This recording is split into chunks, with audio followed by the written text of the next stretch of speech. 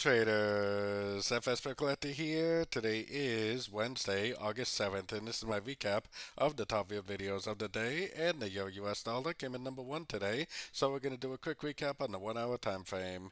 If you haven't seen my full down analysis from this morning, make sure you check out the video linked at the end of this video over here. So very slow day for the dollar pairs really in general.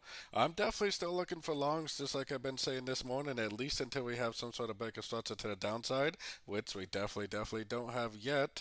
I'm actually still long on this thing anyways, but I have my Fibonacci retracement on here because if it does go up to one of these Fibonacci levels, especially if it makes like 5 waves up, then breaks structure to the downside, I definitely will get out of my longs. Or if it just goes down and breaks structure, I'll definitely get out of my longs and definitely switch up and start going short again.